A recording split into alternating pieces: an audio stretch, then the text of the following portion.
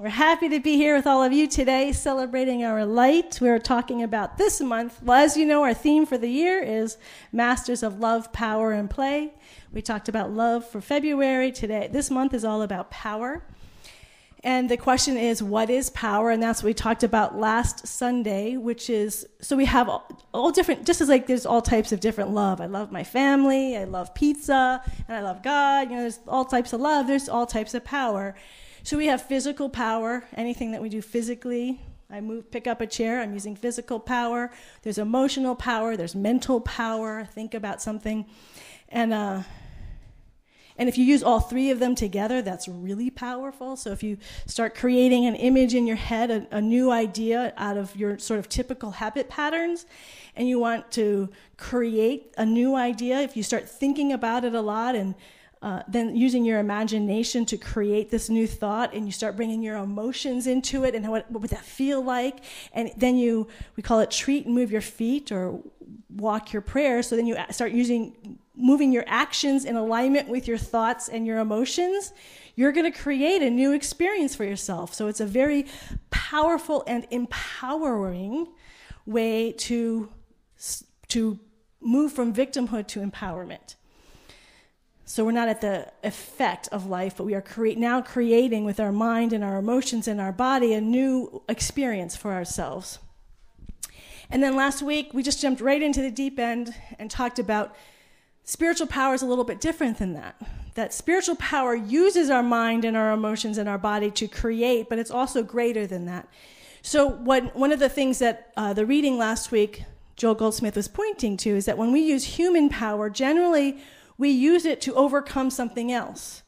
So deep down, there's this real strong belief in two powers. So if we want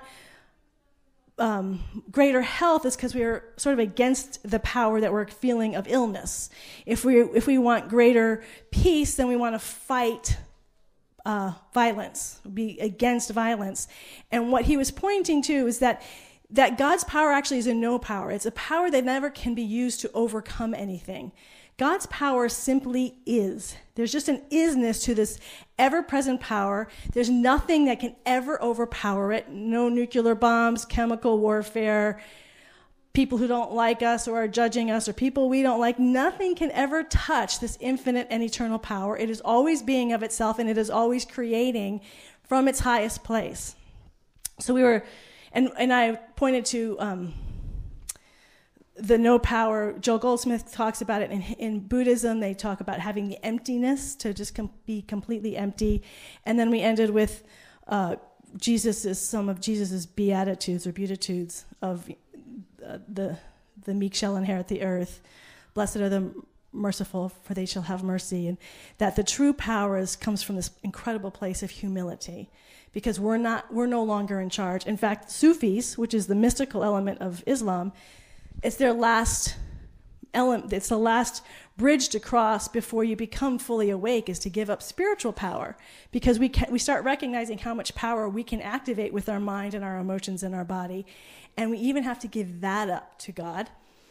And Jesus and Buddha being wonderful examples. Jesus sitting in the desert, Buddha sitting under the Bodhi tree, and as they sit, all these temptations come, and they say no to all of it, to being powerful beings of the world, to surrender and surrender and surrender, to be a vehicle of something greater than what they could ever be as humans. So that was a review of last week. And then, so today we want to talk about how do we access this thunderous power, this God's power within us. And it's wonderful because I had a wonderful experience of it just this week. I was journaling, and it's a practice that I do, and I do a certain amount of pages when I journal. And I just got to this point, and journaling for me was one of my practices where I am dealing with my human stuff. It's not about transcendence. It's very much what's going on for me emotionally and mentally, etc. And I just got to this point where there was just nothing there. Like I felt like I was just, at that moment, I didn't have anything that I was really stuff, and I just got so quiet. But I still had my 4 pages to fill. So what I did was I just started writing my mantra. A mantra is a word or a phrase that we say in our head to keep our mind focused on truth. And so I just started writing it on the page, and I wasn't writing it just to fill the page. Like I wasn't just writing my mantra and then thinking about other stuff that I had to do. I was just, because my mind was so quiet, I was just fully with every line on the blank page, my body writing it, just writing the mantra over and over. And it just got stiller and stiller inside of me. And nothing happened. It was just stillness. It was beautiful. Finished it, closed my journal, went off into the day, and suddenly, that thunder, the thunder of silence, it was just all these things that I had been writing and wondering about and blah, blah, blah for months. Suddenly, it just all was, the clarity just came. And it was big enough that it was sort of an earthquake. It's like, wow, I never saw that before. And the thing that's fascinating about this presence of God, so many of us tend to think when we pray for something that there may be a reason why Spirit's withholding the answer or withholding our good because we're not ready for it, etc. But in fact, it's because we're usually not ready to receive the good. And I was reminded of that this past week as it was all this stuff was coming. I was just amazed. It was so much better than I had was even asking for or requesting or even imagined was possible. And you may have heard the phrase, we can never outgive the givingness of God. And that is true on every level. The infinite love, this generosity, this goodness, we can't even conceive how loved we are, how generous God is, how it's giving so much to us. And what we miss it because we have all this other stuff going on. So the topic today was silence is secret, and I'll just give it away so you're not waiting in anticipation. Silence is secret is it's not really silent. What's silent is we start to get silent. When we get to silence, there's actually a lot going on underneath. In the subtler, more refined areas, there's a lot happening. So in Buddhism, they talk about in the emptiness is the fullness of God. That when we release everything, actually we'll experience incredible fullness. But we don't experience that fullness until we empty out. So the great challenge is getting to that place of stillness, getting to that place of silence. In the Bhagavad Gita, which is there's a mythic story in Hinduism called the Mahabharata. And the Bhagavad Gita is God's song. It's chapter 6. And that's generally the main spiritual scripture that many Hindus read. And the entire intention of that, the thing it repeats over and over is to let go of attachments and resistances. That in fact, our lives are about what we're attached to and what we don't want. In Western theology, or the way we would look at it, is what we consider good and what we consider bad. And so we don't want the bad things, and we definitely want the good things. We definitely want health. We definitely want love. We definitely want good things in our life, not the bad things.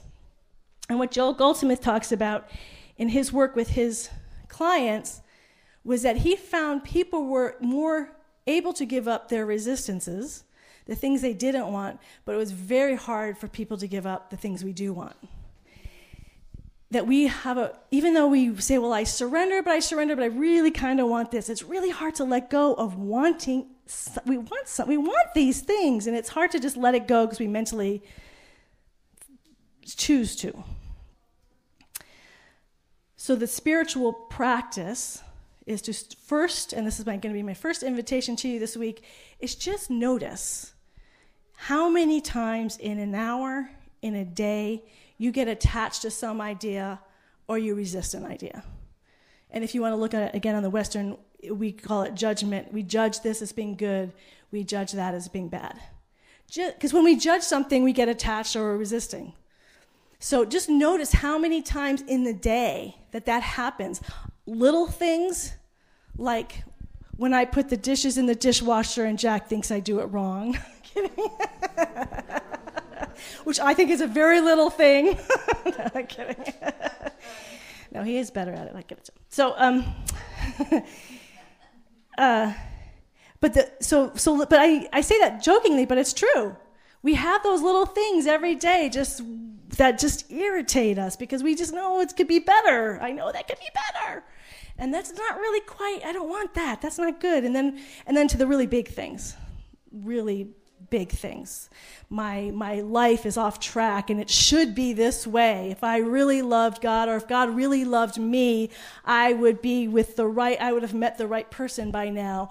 Or I would have the perfect job where I would feel fulfilled and have lots of money, or I would have the perfect health. If God really loved me, or if I was really, we do it both ways. We blame God or we blame ourselves. Or if I was really doing my spiritual work and doing all the other work, I would be having all these things. So that's a should, that's an attachment. It's supposed to look this way, and because of something I'm doing or something else or God's doing, something is getting in the way of my good.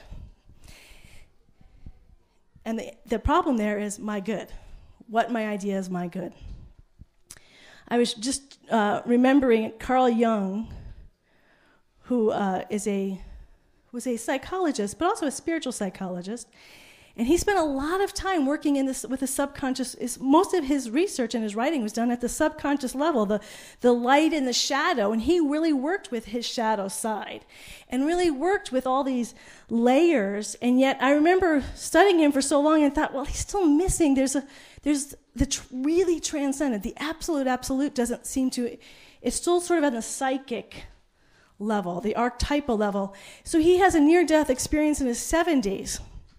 And he talks about, it's a really beautiful one because he does love symbology, and it all came up when he had his near-death experience.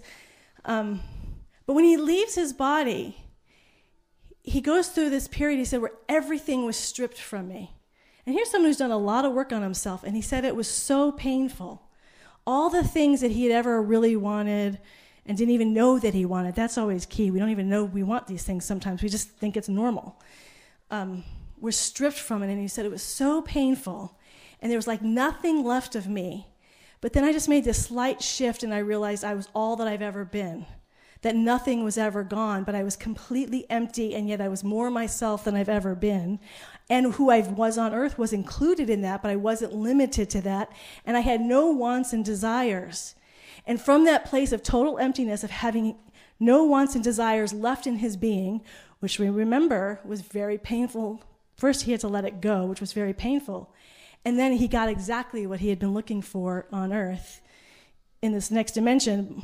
And then it wasn't his time to go, and he was pulled back to earth and went into a huge depression returning to earth because he was finally free. He had this moment of just being released from all this stuff, and he felt coming back to earth, he felt he was put back in a prison in his body with all the same wants and needs. And so these wants and needs, they seem so important for our happiness, and yet they're the exact thing that's limiting us. God isn't withholding anything from us. We withhold it from ourselves because we have all these, sometimes they're obvious desires, but sometimes they're so subtle. Just like this past week when I got to that place of stillness and I started getting answers, I didn't even know I even cared. I was like, wow, I didn't even know I was holding on there. If you had asked me, was I holding on? I'd say no, I was surrendered.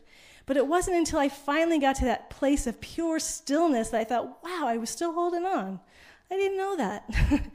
And we do that, not just individuals, but collectively. There's just, when we watch the news or just watch anything on anything that's collective, we just have basic assumptions that are constantly playing out in what we're hearing around us all the time, that we just assume everybody wants, or is the good thing to have, or this is the way we should be living, or these are the important things. So we're surrounded by it. So it's not just happening within us, it's happening within our family culture, the culture of our workplace, the culture of America and of this planet. We're impacted all of the time, and it's good to want these things, so I need to strive for them.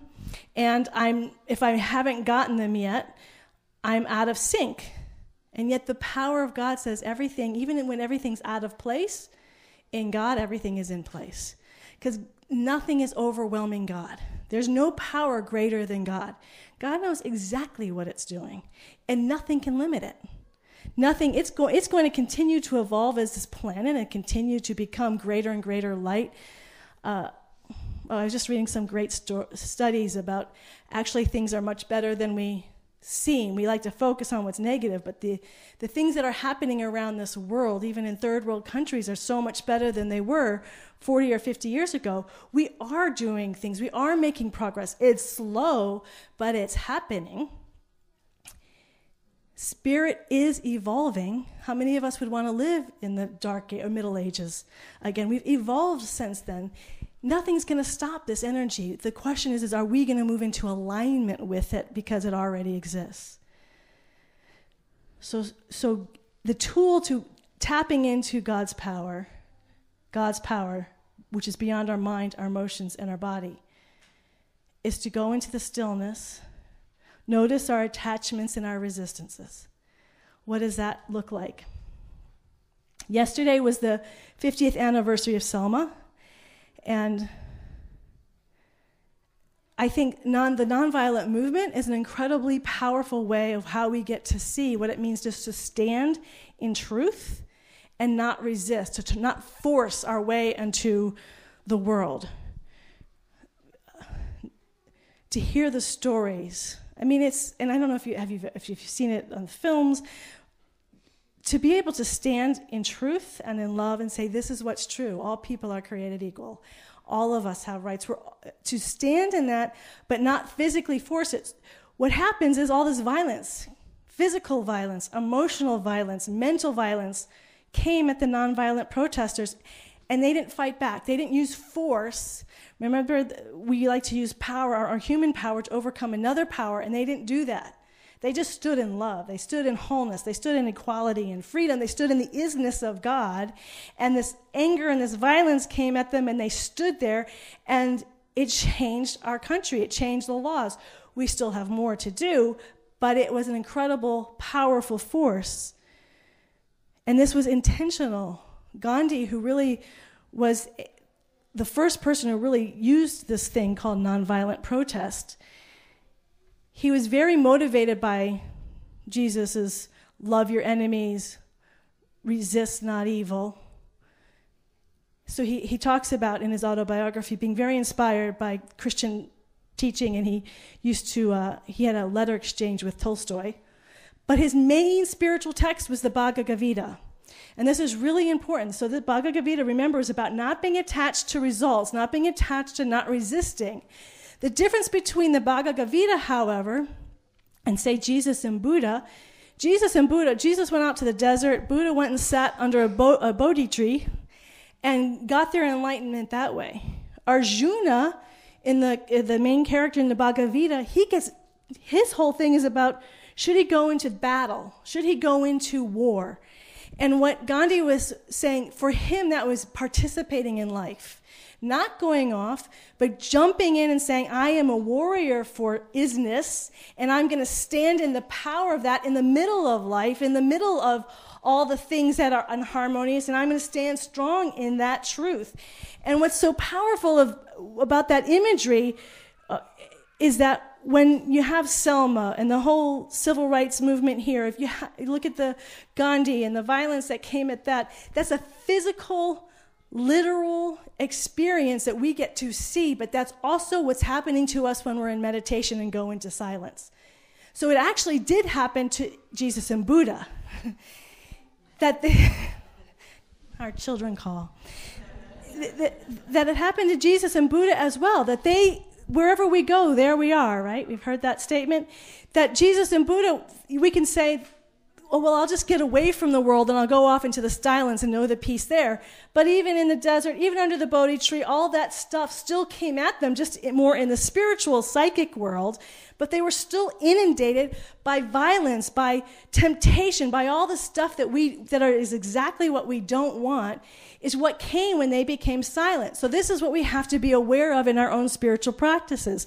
That yes, we want to go into the silence to tap into the thunder of silence, the presence of God, and almost always what comes up, not just for like a day, is all the ugliness, is all the stuff.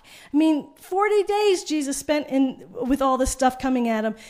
Buddha actually did all sorts of practices before he sat under the Buddha tree. He really worked at this. It wasn't overnight, because this darkness is everywhere, inwardly and outwardly. So whether we're doing it as a society, standing in the isness of God, and using nonviolence to respond to unjustness that's around us, And so we get that physical response, or we're sitting in our meditation chair silently in our home and all this ugly, horrible stuff comes up.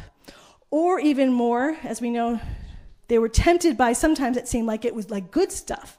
Like Buddha was tempted by all these beautiful women. That seemed like a bad thing. So that also happens. I have a friend where she would, I'm really knowing the divine, perfect, right relationship, and she would hold that, and then she would release it, and then this guy would immediately come into her life. And she'd go, it's answer prayer, thank you, God. And anyone who was her friend were like, no, he's not the right guy. But her mind was, I just prayed for it, I just let it go, I surrendered into the Spirit, and now this is Spirit's response to me. And what it is there's levels. There's got to be places where we say, no, that's not this. That usually what comes at us first are our habit patterns, things that are saying, this is what you want this? Well, we'll just give you your habit pattern. And if you want to change your habit pattern, if you want to go into the deepest level of what Spirit wants for us, we got to let go of all our previous stuff, which means we got to sit there like Jesus and Buddha and the marchers in Selma and in India who stand and say, no, I'm just going to sit here until I know that I know that I know that this is from God.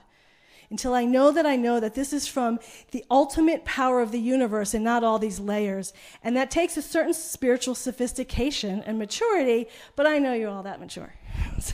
We're all working on it daily, monthly, and yearly, and that's what we do as a community, is to support ourselves into really standing in that isness and waiting and not moving by the first things that show up in our life, because usually often those are not the things that are for our highest good, and often they are coming from habit pattern, not from the depths of that true thunder of silence. God is the only power that is real. This love intelligence of the universe that is in, through, and as all creation, and yet never limited by this creation. It transcends it.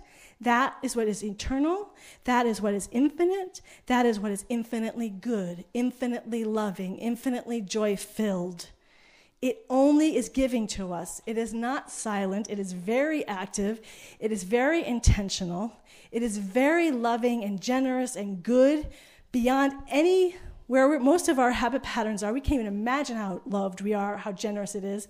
But we need to be still and silent on a regular and consistent basis. This is why so many practices about being still and silent every day. Listen, just be, and don't accept anything less than anything other than from God. So when I would listen, I was asking about ministry once, and I just sat there and I said, I am not getting up from this chair until that I know that it's from God. Because all of you have had that experience. You know, if you're saying, well, maybe that was from God, or maybe that's from my subconscious, as soon as you're in any question, you know you're not there. Because when it comes directly from that source, you know. You don't go, well, maybe, you know. So I just make that commitment. I don't choose until that I know. I have inklings, I have intuitive senses, I have feelings, but that's a difference than I know. That's the power of the thunder of silence. That's the power of God, and we all deserve it. Everyone in this room, you all deserve the good that is just giving itself to you. So give yourself, know that you are worth it to be that still, to be that willing to listen, because when we do, there's nothing being withheld from you. There's no good that is being withheld from you. It's amazing. So notice this week, notice those things you're attracted to, those things you're resistant to. Notice the big ones, the obvious ones, and then the subtler ones, because it's as you release those that you're going to be able to become more and more free to hear in the stillness and the silence that which is beyond silence, that is highly giving and generous and active. Are you willing to do that? Thank you. All right, so let's pray.